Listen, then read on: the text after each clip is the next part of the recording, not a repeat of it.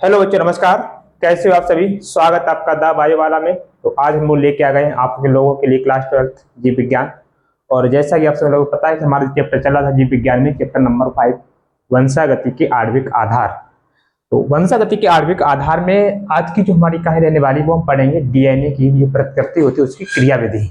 इससे last video में इसके जो पीछे वीडियो हम लोग चर्चा की थी, आप लोगों को बताया था कि डीएनए की प्रतिकृति जो होती है क्या है, कैसी होती हैं, कौन कौन से मेथड इसमें इन्वॉल्व होते हैं, ठीक है, इन्हीं की बात की थी। और आज की वीडियो में बात करने वाले हैं डीएनए प्रतिकृति की क्रियाविधि। आज हम पूरा मैकेनिज्म समझेंगे, उसकी क्या प्रोसेस होती है, वो सारी चीजें पढ़ने वाले हैं। ठीक, अभी तक थोड़ा सा आप लोग अवेयर नहीं है तो ये डीएनए प्रतिकृति क्या है, तो मैं आपको बता दें। एक वर्ड आपने पढ़ा होगा इसी चैप्टर में, central dogma of molecular biology. Central dogma आपने पढ़ा होगा, सेंट्रल डोग्मा।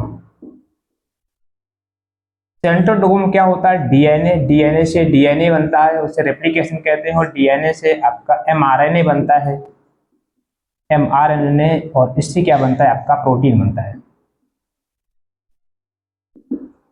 ठीक है, डीएनए से डीएनए बनने की अभी जो हम पढ़ रहे हैं, ये पढ़ रहे हैं प्रतिकृति यानी रेप्लिकेशन। इसी को रेप्लिकेशन कहते हैं, इसी को प्रतिकृति कहते हैं। ठीक है, तो central dogma of molecular biology जो मैंने आपको पीछे पढ़ाया है, सेंट्रल डोग्मा ऑफ एमबी करके मैंने लिखा था, मॉलिक्यूलर बायोलॉजी। ठीक है, तो इसी कड़ी में आज हम बात करने वाले हैं डीएनए की प्रतिकृति के बारे में। तो जैसा कि आप सभी लोगों को पता है कि जो आपके डीएनए, लास्ट वीडियो में मैंने आपको बताया था डीएनए की प्रतिकृति होती है वो अर्ध संरक्षी विधि से होती है। कौन सा मेथड होता है? अर्ध संरक्षी।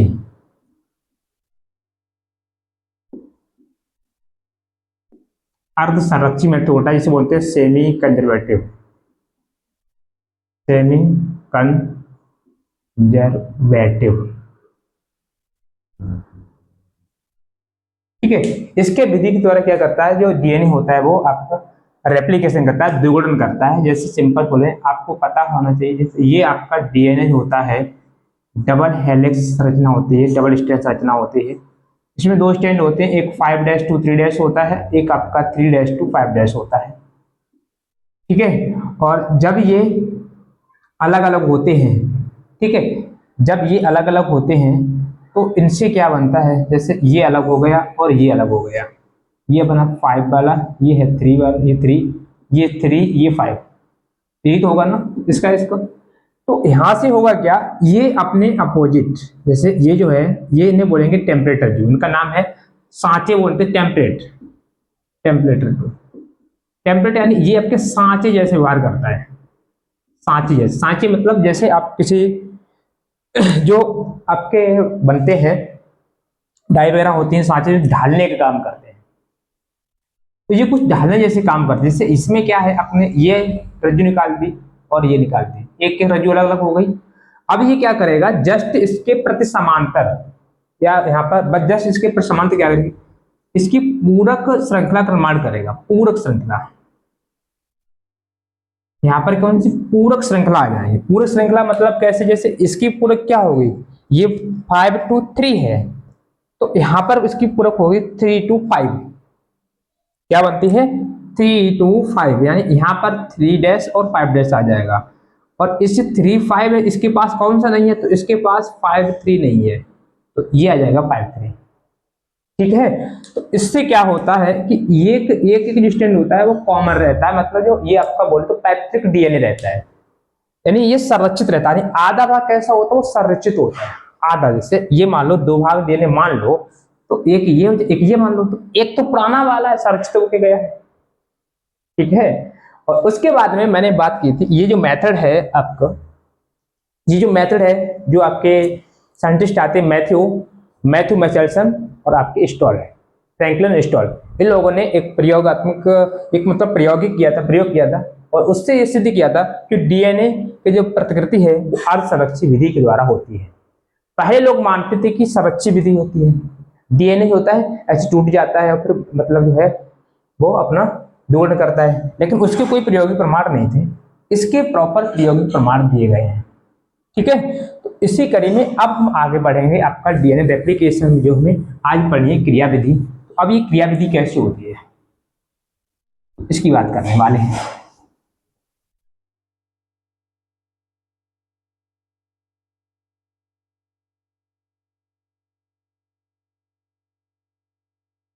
जैसा कि आप लोगों को पता हो, डीएनए की जो प्रकृति होती है ये एक जैव रासायनिक और एंजाइम की उपस्थिति में होने वाली क्रिया है। एंजाइम की उपस्थिति में बहुत सारे एंजाइम होंगे, बहुत सारे काम करेंगे, तब जाकर के डीएनए बनेगा। ठीक है, तो डीएनए बनता कैसे है, जैसे थोड़ा सा और मैं आपको समझाऊं, 1 मिनट लूंगा। जो डीएनए आपका होता है वो ऐसा होता है, ठीक है, ऐसे कुंडल फॉर्म में। अब इस कुंडल फॉर्म में होता है, और आपको ये भी पता होगा डीएनए की लंबाई होती है 2.2 मीटर लंबी होती है।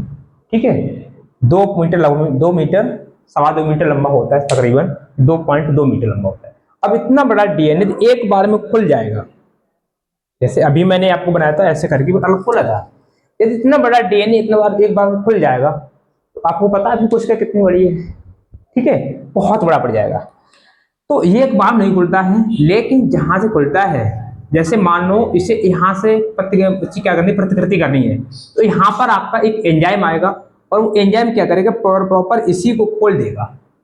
और जहां पर एंजाइम काम करता है, जहां से शुरू होता है ये प्रोसेस, उसका एक प्रॉपर नाम है, उसे आरंभन बिंदु, आरंभन स्थल कहते हैं।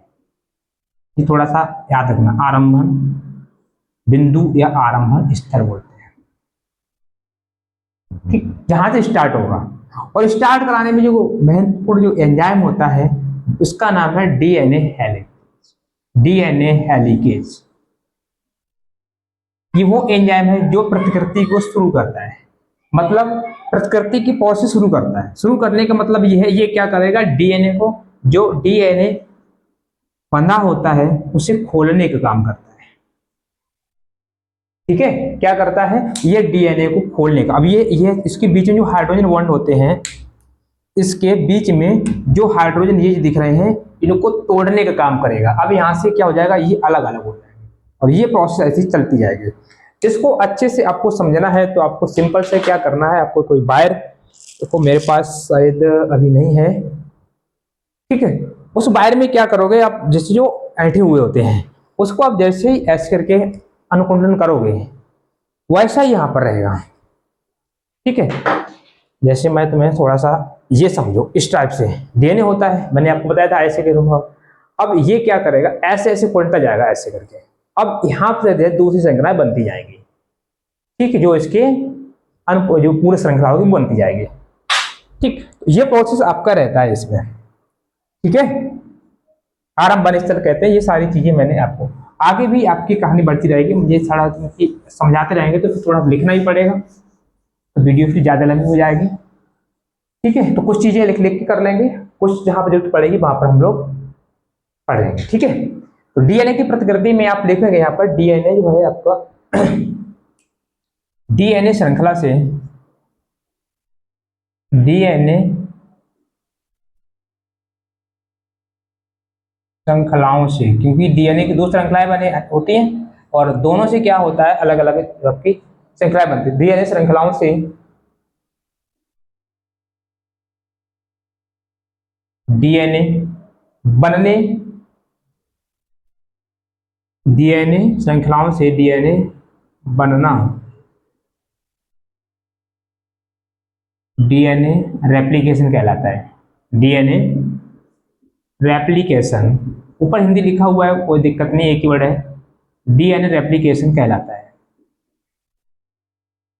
ठीक है बच्चों, एक पॉइंट आप नोट करोगे, डीएनए से, डीएनए है क्या, रेप्लिकेशन, डीएनए से डीएनए बनने की प्रक्रिया रेप्लिकेशन है।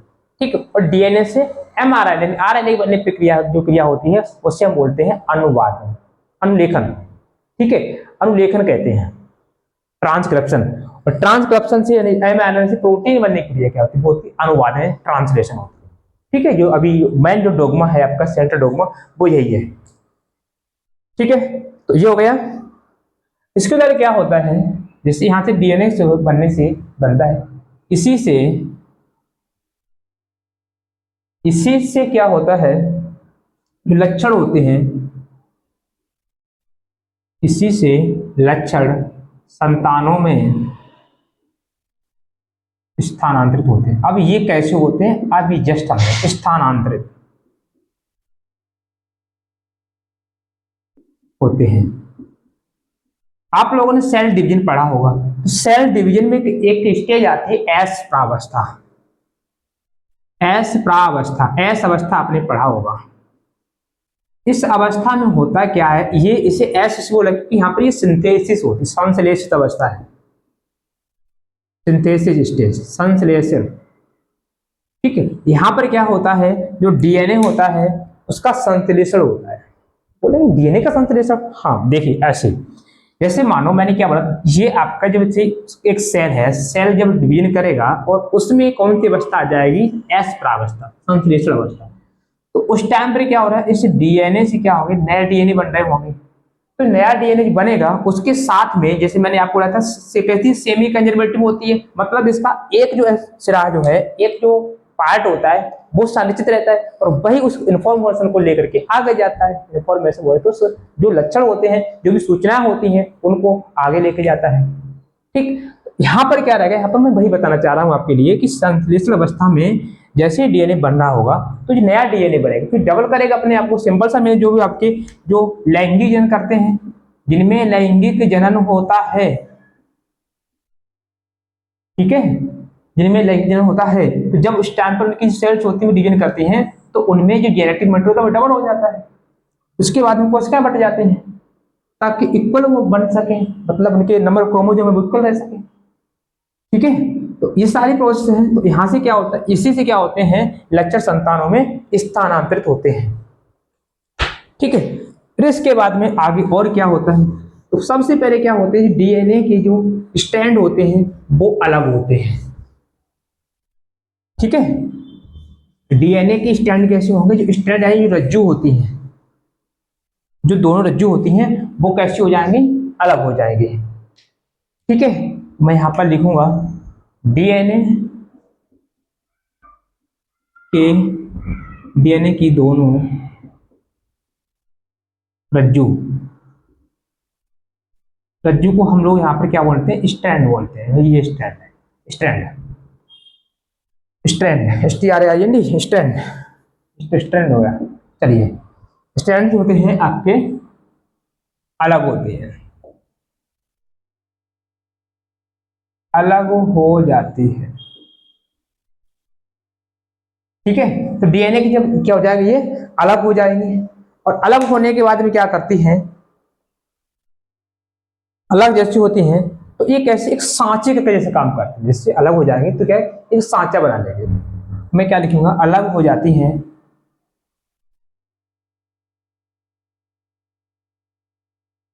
हो जाती हैं,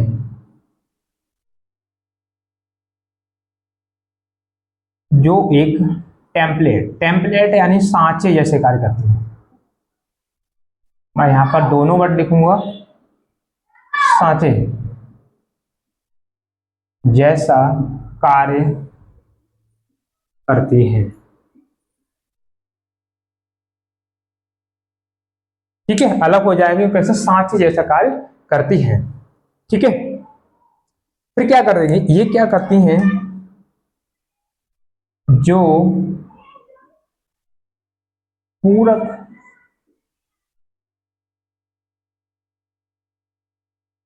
श्रृंखलाओं का निर्माण करती है, पूरक श्रृंखलाओं का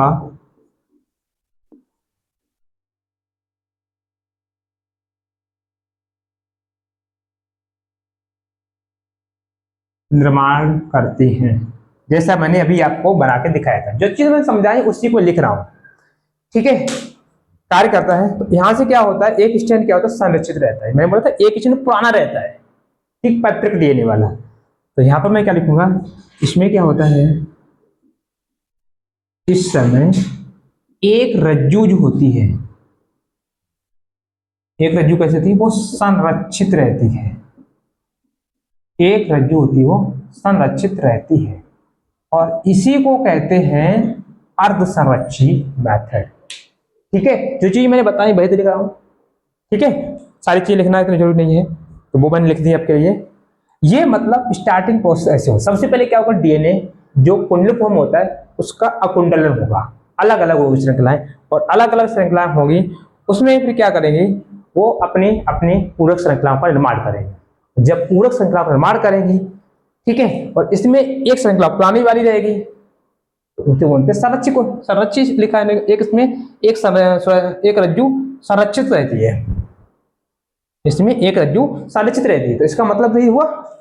इसके बाद में यह भी लिखेंगे, एक क्रिया विधि जो है इसमें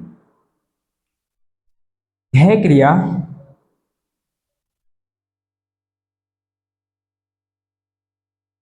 एंजाइमों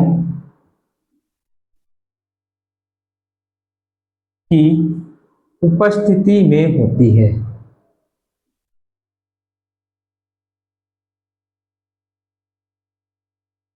उपस्थिति में होती है, ये क्रिया एंजाइमों की उपस्थिति में होती है। कौन कौन से एंजाइम है, देखो अब सारी चीजें तुम्हारे समझ में आने वाले हैं, ध्यान से पढ़ोगे तो। देखिए भाई, फर्स्ट पॉइंट है आपका क्या, सबसे पहले आएगा आपका डीएनए हेलिकेज।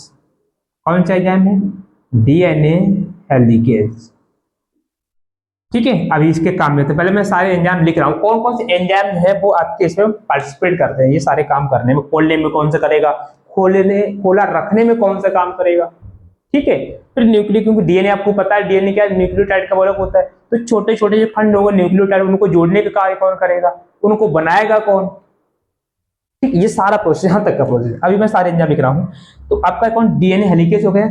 इसके बाद उनका डीएनए टोपोआइसोमरेज, ट्रोपोआइसोमरेज कौन सा आपका रहेगा, डीएनए ट्रोपो आइसोमरेज, ठीक, डीएनए टोपो आइसोमरेज। इसके बाद आपका आरएनए प्राइमर, एक आ जाएगा आरएनए प्राइमर,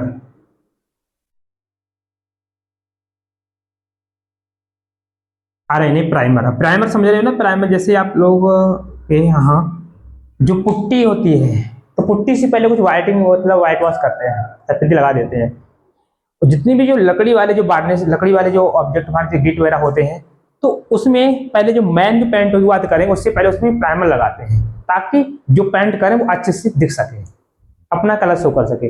तो यहाँ पर भाई आपका एक कलर शो करने के लिए आरएनए प्राइमर आ रहा है, ठीक है, आरएनए प्राइमर। इसके बाद आपका आता है 4 number DNA polymerase, DNA polymerase,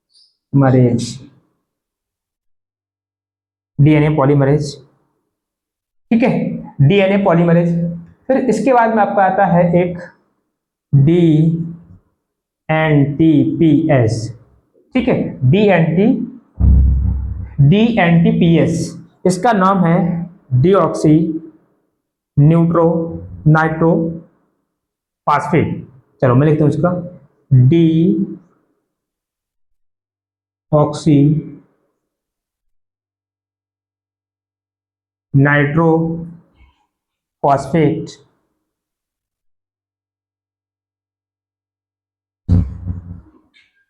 deoxy nitro phosphate, ठीक है, इसका नाम हो जाता है deoxy nitro phosphate, deoxy nitro phosphate, ठीक है। इसके बाद में एक आपका लास्ट में एक और बचता है 6 नंबर पर, ये आता है आपका डीएनए लाइगेज, डीएनए लाइगेज, ठीक। तो ये आपके विशेष करके 1 2 3 4 5 6 जो है एंजाइम है वो इंपॉर्टेंट रोल प्ले करते हैं अपना डीएनए की रेप्लिकेशन में, ठीक। अब देखो कैसे कहां पर करते हैं उसकी कारण समझते हैं। अब ये क्या करेगा, सिंपल से एक ही बार में करेंगे ताकि मुझे सब बार बार मिटा के और लिखना ना पड़े, थोड़ा सा सहयोग करेंगे हमारा आप लोग। सबसे पहले बात करता हूं इसकी डीएनए हेलिकेज की। बेटा डीएनए हेलिकेज क्या करता है, ये जो आपको मैंने बताया था डीएनए कैसी रचना होती है, एच रचना होती है ऐसी वाली, और ये इसके पीछे में क्या होते हैं, हाइड्रोजन बॉन्ड होते हैं, जो नाइट्रोजन क्षार होते हैं वो आपस में हाइड्रोजन बॉन्ड के जुड़े होते हैं। अब ये हाइड्रोजन बॉन्ड को तोड़ने का काम करता है, तो जब हाइड्रोजन बॉन्ड तोड़ेंगे तो क्या हो जाएगा, यहाँ से जो रज्जु है वो खुल जाएगी। तो ये क्या करता है, डीएनए हेलिकेज क्या करता है, ये हाइड्रोजन बॉन्डों को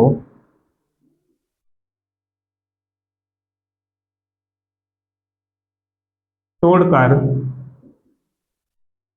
हाइड्रोजन बंधों को तोड़कर, हाइड्रोजन बंधों को तोड़कर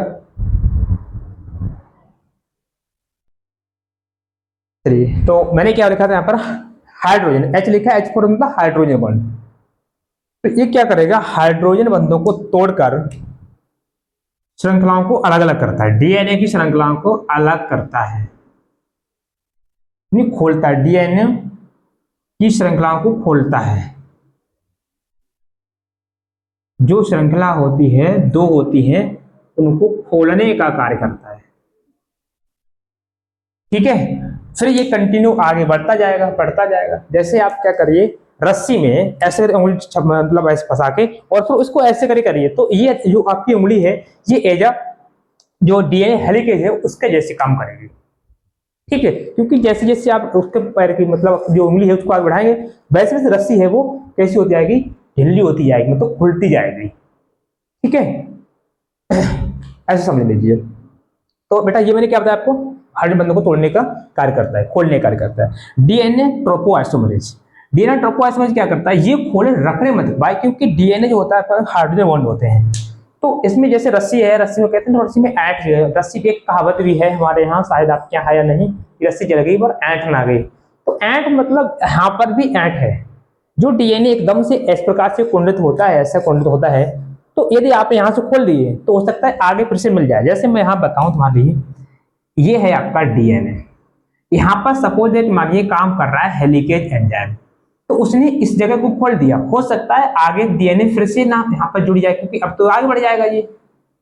ठीक है, जब आगे बढ़ जाएगा तो हो सकता है पीछे का फिर से ना कुंडलित हो जाए, तो इसको कुंडलित ना होकर के मतलब ये खुला रहे, अकुंडल रहे, खुला हुआ रहे। तो यहाँ पर ये जो एंजाइम आ जाता है डीएनए ट्रोपोआइसोमरेज, ये क्या करता है, ये इसको, इसकी श्रृंखला होती है, इसे खुले रहने में, खुला रखने में सहायता करता है। ठीक है, क्या करेगा ये डीएनए ट्रोपोआइसोमरेज रज्जु को, जो डीएनए रज्जु होगी, अब डीएनए की रज्जु में एक लिखेंगे तो यहाँ पर रज्जु सीने रहेगा, ये डीएनए श्रृंखला को खुले रखने में सहायता करता है। डीएनए श्रृंखलाओं को खुला रखने में, देखो ये खोलता है, ये खुला रखने में सहायता करता है। ठीक है, खुला रखने में सहायता मतलब खुला खुला रखता है, कहीं ये दोबारा से कैसे ना हो जाए, फिर से कॉइल ना हो जाए। जैसे मैंने अभी आपको बना के दिखाया था, जैसे ये लीजिए, ये आपका डीएनए है, सपोज यहाँ पर आपका काम कर रहा है हेलिकेज, तो हो सकता है ये अभी तो खुला हुआ है ऐसा है, लेकिन जब ये नाम काम करेगा तो फिर ये ऐसे फिर से जुड़ जाएगा आगे। ठीक है, ऐसा ना हो पाए। यहाँ पर कौन सा एंजाइम आ जाएगा, यहाँ पर आपका आ जाएगा डीएनए ट्रोपोआइसोमरेज। नेक्स्ट आपका आता है आरएनए प्राइमर। देखिए आरएनए प्राइमर की अच्छी कहानी, इसको थोड़ा सा ध्यान समझेंगे। आरएनए प्राइमर, क्योंकि ये जो आपकी संरचना होती है ऐसी, जिससे हम बोलते हैं, ये जो संरचना होती है 5' to 3' होती है, 5' to 3', और इसके 3' पर क्या होता है, यहाँ पर आपका एक OH समूह होता है। ठीक है, कौन सा समूह होता है, OH समूह होता है। और ये क्या करेगा, ये अपने प्रति समांतर, देखो मैं यहाँ पर जो लिख रहा हूँ ना, ये बहुत ही इंपॉर्टेंट है, तो यहाँ से ही कहानी बनेगी आगे। जब जब आपने पढ़े होंगे डीएनए में, जब आपकी रेप्लिकेशन पढ़ते हैं तो जो आपकी एनसीईआरटी बुक है, एनसीईआरटी में इस बार से एक डायग्राम बना हुआ है, ऐसा ऐसा, इसे बोलते हैं द्विशाख, लिखा हुआ उसमें द्विशाख, हिंदी में लिखा हुआ द्विशाख। एक वाई जैसी संरचना बनती है, मैंने यहाँ पर लिखा नहीं है क्योंकि आगे चीजें बहुत सारी लिखनी है, थ्योरी में तो अलग अलग लिखने हैं, मेन पॉइंट मैं लिख लिए हैं और बाकी मैं समझा रहा हूँ। जो एनसीईआरटी में कुछ वर्ड है, द्विशाख, जो जहां भी लग रहा है वो मैं आपको पूरी बताने का प्रयास करूंगा। ठीक है, तो प्रयास रहेगा आपके लिए सारी चीज समझाने का। देखिए ये देखिए, ये आपका डीएनए है, तो यहाँ पर क्या हो रहा है, मैं यहाँ को इसको बता रहा हूँ। जो आपका जो आरएनए प्राइमरेज होता है, प्राइमर होता है, मैंने कहा था प्राइमर क्या होता है, जैसे मैंने बोला था आपके घर में जो गेट होता है उसमें पेंट करते हो, तो पेंट से पहले, मैन पेंट से पहले उसमें कुछ व्हाइट लगाते हैं, व्हाइट वॉश करते हो, इसे प्राइमर बोलते हैं। तो यहाँ पर भी एक प्राइमर काम करेगा, वो आपका प्राइमर होता है आरएनए प्राइमर। अब ये आरएनए प्राइमर जैसे कैसे काम करेगा, जैसे यहाँ पर मैंने लिखा है, ये बनाया है, ये आपका एनसीईआरटी बना हुआ डायग्राम है। ये श्रृंखला में मान रहा हूँ ये आपकी 5' to 3' श्रृंखला है, और ये हो जाएगी 3' to 5' श्रृंखला। ठीक है, तो यहाँ पर होगा क्या, ये जो है आपका प्रति समांतर, ये 3' 5' to 3' ये प्रति समांतर श्रृंखला है। प्रति समांतर श्रृंखला है तो ये हमेशा देखो इधर से खुल रहा है, तो ये हमेशा किधर जुड़ेगा, ये 3 वाले से न जुड़ेगा, 5 वाले से जुड़ेगा। 5' to 3' है, वहां पर ये जुड़ेगा, क्योंकि इसका प्रति समांतर क्या होगा भाई, ये समझो, ये यहाँ पर जुड़ेगा। मान लो ये है इसका OH, इसका ये तो 3 वाला, ये 5 है, तो यहाँ पर लग जाएगा प्राइमर। ठीक, और इसमें कंटिन्यू क्या करता जाएगा, ये इसको बनाता जाएगा, जो आपके दूसरे वाला जो आएगा डीएनए पॉलीमरेज। ठीक, तो अपने प्रति समांतर समझेंगे, यानी 5' 3 है, तो ये क्या, ये 3 से 5 वाले में जुड़ जाएगा। 3 से 5 वाली संरचना में क्या हो जाएगा, ये आपका जुड़ जाएगा। ठीक, ये दूसरा आप याद रखना, एनसीईआरटी के डायग्राम बनाओ, ऐसी बाह्य संरचना बन जाती है, उसमें लिखा भी है। चलिए, तो ये आपका हो जाएगा समांतर श्रृंखला जो होती है में जुड़ती है। चलिए, तो ये हो जाएगा। इसके बाद में आपका इसका क्या काम है, डीएनए पॉलीमरेज। डीएनए पॉलीमरेज क्या करता है आपका, यहां से जो ये बनाता है एनटीपीसी से, ये क्या बनाएगा, मुझे इसको पहले लिखना चाहिए था एनटीपीसी। ठीक है, डीएन एनटीपीएस, ये जो आपके न्यूक्लियोटाइड होते हैं, क्योंकि जैसा कि आप लोगों को पता होना चाहिए, जो हमारा डीएनए होता है, डीएनए हो या आरएनए हो, ये दोनों क्या होते हैं, न्यूक्लियोटाइड के बहुलक होते हैं। तो न्यूक्लियोटाइड होंगे, मैन की संरचना होगी, मैन जो मूलभूत इकाई होगी वो न्यूक्लियोटाइड रही होगी।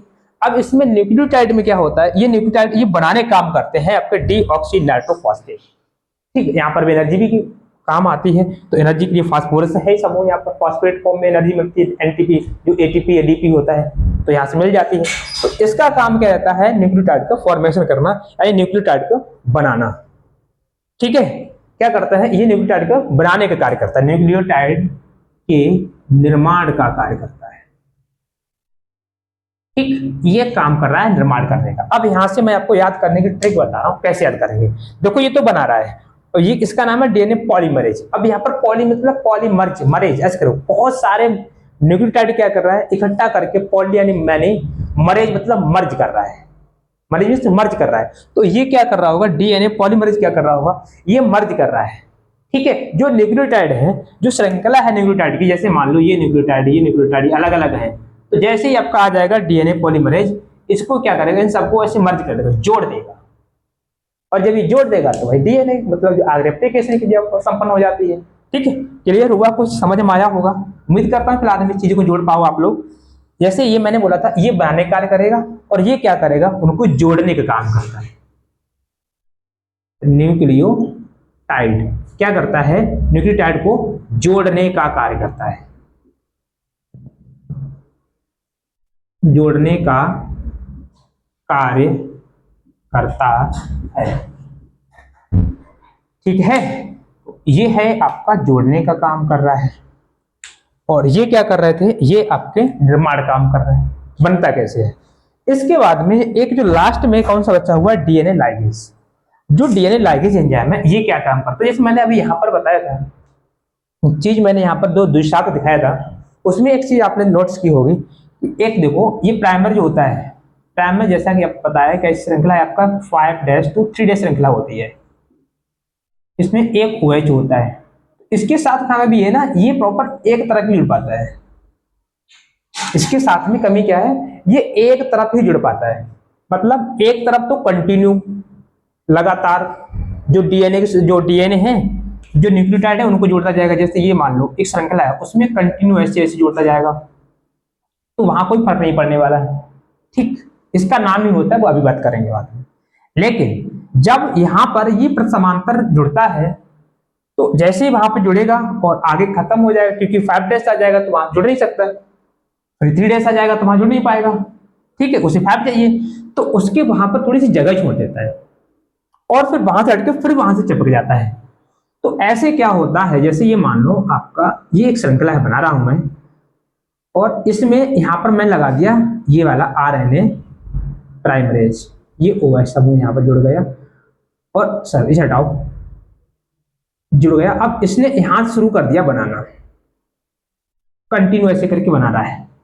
अब बाई चांस ये क्या हुआ है, अब्सेंट हो रहा है, जैसे इसने बना दिया, फिर यहां पर दोबारा से लगता है, फिर स्टार्ट करता है बनाना, फिर यहां पर लगता है, फिर स्टार्ट करता है लगाना, ऐसे करके। तो यहां पर होता है क्या, ये न्यूक्लियोटाइड जो है, ये न्यूक्लियोटाइड बने हुए, मतलब ये डीएनए बने हुए, जो आपका न्यूक्लियोटाइड है वही डीएनए है, क्योंकि वही तो बनाएगा डीएनए जाकर के। तो इसके बीच में क्या रह गया, इसके बीच में ये एक्स्ट्रा मटेरियल बच रहा है, ये एक्स्ट्रा मटेरियल लगा हुआ है। तो जब ये क्रिया संपन्न हो जाती है तो उस टाइम पर क्या होते हैं, उस वक्त ये जो होते हैं पॉलीमरेज ये रिमूव हो जाते हैं, मतलब ये हट जाते हैं।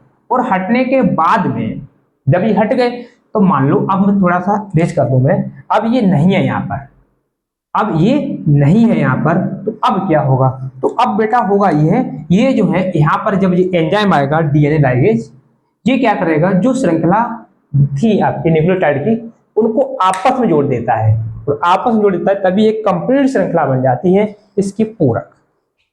ठीक, ये प्रक्रिया होती है, ये काम होता है इसका डीएनए लाइगेज का। ठीक है, और थोड़ी सी और चर्चा करते हैं, तो डीएनए लाइगेज होते हैं। अब यहाँ पर कुछ खंड बनेंगे, तो इसके ये चीज बताई थी एक वैज्ञानिक थे ओकाजी करके, ओकाकाजी, ठीक है, ओकाजी करके साइंटिस्ट हैं। तो यहाँ पर भी ये जो नाम पूछे जाते हैं, ये जो किसके खंड बोलते हैं, जब आप पढ़ोगे एनसीईआरटी अच्छे से रीड करोगे तो उसमें ओकाजी के खंड करके बोलते हैं, ओकाजी के खंड। ठीक, तो ओकाजी के खंड बोलिए या डीएनए के खंड बोलिए, सेगमेंट ऑफ डीएनए, क्योंकि डीएनए के छोटे छोटे खंड होते हैं, वो खोज की थी इन्होंने कहा था ऐसा नहीं कि कंटिन्यू बढ़ती जा रही, एक श्रृंखला ऐसी होती है जो असतत श्रृंखला बोलते हैं, असतत श्रृंखला। ठीक, लैगिंग रेस, ठीक, लैगिंग स्ट्रैंड बोलते हैं। तो उसमें होता क्या है, वो कंटिन्यू जुड़ती नहीं है, क्योंकि उसके बीच में क्या रह जाता है, उसमें प्राइमर लगा रह जाता है, और जब ये श्रृंखला, जब ये काम हो जाता है प्राइमर का, तो प्राइमर वहां से हट जाता है। इसके बाद में दूसरा एंजाइम आ जाता है डीएनए लाइगेज, जो क्या करता है, इन श्रृंखलाओं को, ये खंड है उनको जोड़ने का कार्य करता है। ठीक, उम्मीद करता हूं यहां तक सारी चीज, चाहे जोड़ने से रिलेटेड हो चाहे बनने से रिलेटेड हो, ठीक, कौन चीज कैसे बनती थी, फिर कौन सा एंजाइम कुछ को जोड़ रहा था, सारी चीजें क्लियर हो गई। और नहीं भी हो पाई है तो कोई बात नहीं, कमेंट करिए, ठीक है, फिर से ट्राई करूंगा सारी चीजें जोड़ने का। तो यहाँ पर मैं क्या लिखूंगा, डीएनए, ये क्या कहता है डीएनए, अब मैं डीएनए खंड लिखूंगा, और यहाँ पर भी वो लिखूंगा डीएनए खंड, यानी क्या बोलते हैं, ओकाजी, ओजाकाजी है, ओकाजी की खंड, ओकाजी खंडों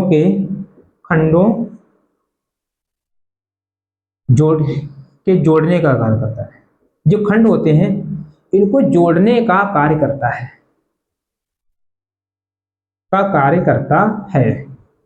ठीक है। इस प्रकार से क्या होती है, आपकी डीएनए की जो रेप्लिकेशन की क्रिया होती है वो आपकी खत्म हो जाती है। ठीक, तो यहाँ पर जो आपकी द्विशाख बनती है आरएनए में, एक बार मैं सब मिटा करके फिर दोबारा मैं तुम्हें डायग्राम पे तो समझा दूंगा सारी चीजें। ठीक, मैं वीडियो पॉज करूंगा थोड़ी देर के में, तभी तक आप लोग देख सकेंगे, मेरी बात सुनेंगे एक सेकंड के लिए। मैंने वहां बोला था आपके लिए, ये जो खंड होते हैं जुड़ने का कार्य करता है। यहाँ पर ये चीज है ये वाली, ठीक, इसको मैं अभी थोड़ा सा बड़ा करके बना लेंगे, तभी आपको सारी चीजें किस प्रकार से रिमूव होगा आरएनए, जो आपका आरएनए पॉलीमरेज है, तो थोड़ा सी अच्छे समझ में आ जाएगा। ठीक है, देखिए, चलिए, अब जो पूरी प्रोसेस है जो मैंने अभी लिखा था और समझाया था, वो इतने से डायग्राम में सारी चीजें मैं कवर करवा दूंगा। इस वजह से मैंने थोड़ा सा टाइम लिया, मैंने कहा था पूरी पोस्ट करूंगा और इसके बाद में मैं इसको स्टार्ट करूंगा। ये श्रृंखला जो है, इसका नाम मैंने आपको बता दिया, इसे क्या बोलते हैं, द्विशाख बोलते हैं, द्विशाख। एनसीईआरटी में नाम है इसका गिवन है भाई, द्विशाख, द्विशाखाएं बढ़ जाती हैं, ये एक बाई का आकार ले लेती है, ऐसे करके कैपिटल बाई बनती है, ऐसा आकार ले जो आपको यहाँ पर दिख रहा है। तो यहाँ पर क्या होती है, आपका डीएनए श्रृंखला जो है, यहाँ पर कौन सा एंजाइम काम करता है, तो यहाँ पर काम कर रहा है, दूसरा पेन ले लूं, यहाँ पर पहला एंजाइम कार्य कर रहा है जिसका नाम है, क्या नाम है, डीएनए हेलिकेज, डीएनए हेलिकेज। इसके बाद में साइडों में काम कर रहा है आपका यहाँ पर डीएनए ट्रोपो आइसोमरेज, ठीक है, ट्रोपो आइसोमरेज।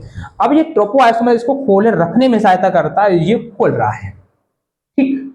अब आरएनए प्राइमर की हम बात करते हैं, तो जो आरएनए प्राइमर जो है, मैंने आपको बोलता हूं प्राइमर है आपका,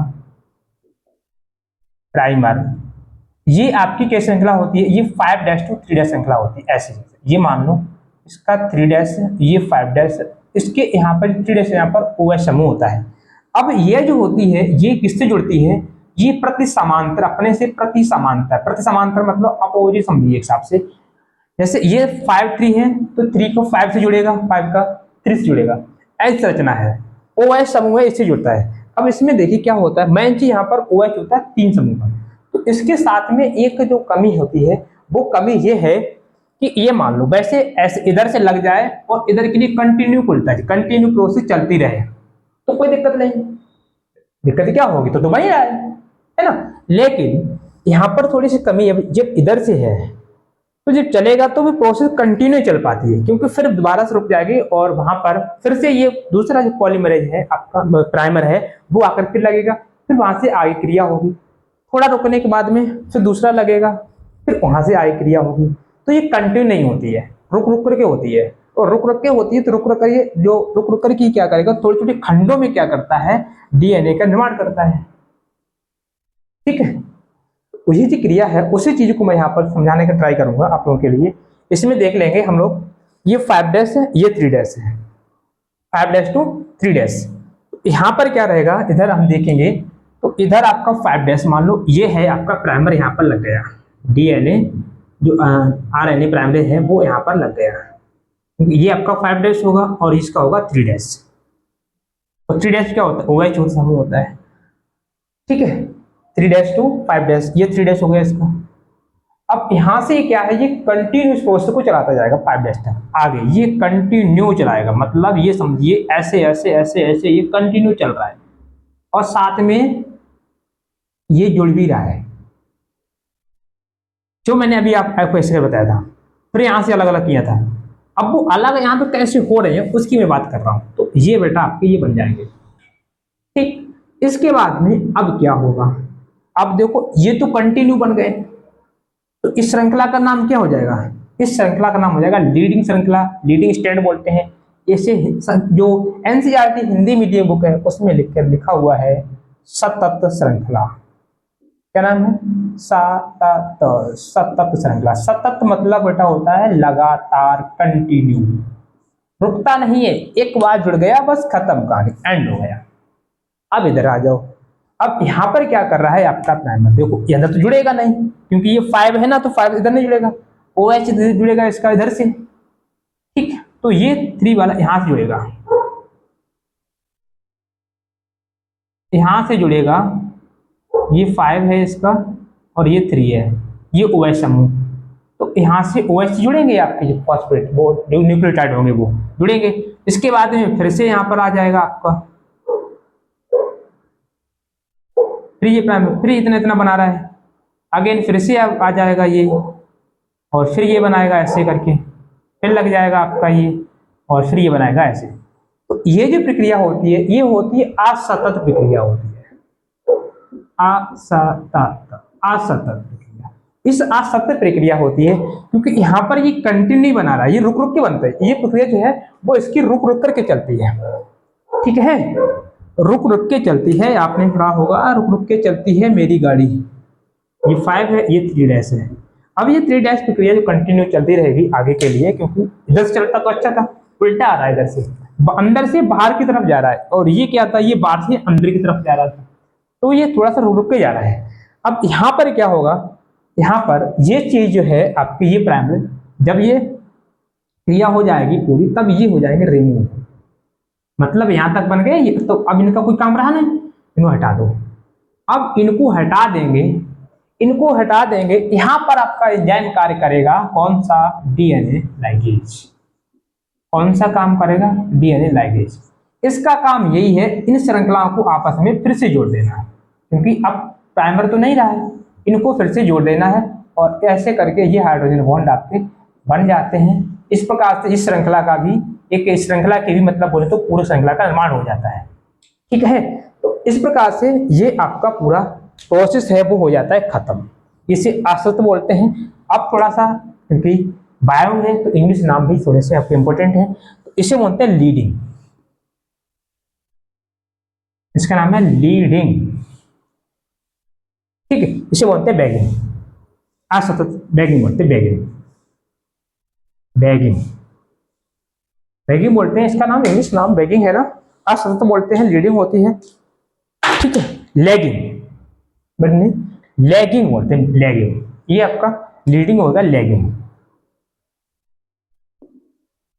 लैगिंग स्टैंड। ये लीडिंग होता है, ये होता है लैगिंग स्टैंड। ठीक, उम्मीद करता हूं सारे बच्चों के यहाँ तक किसी प्रकार का कोई डाउट नहीं बचा होगा, और फिर भी आपको लग रहा है तो आप प्लीज कमेंट में करिए।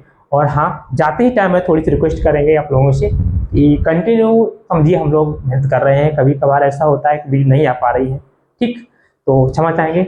और आने वाले समय में देखो, अब जो है वीडियो आपको दीपावली की बाद ही, क्योंकि आज ही दिवाली है, तो आज हम लोग यहाँ से घर जाने वाले हैं।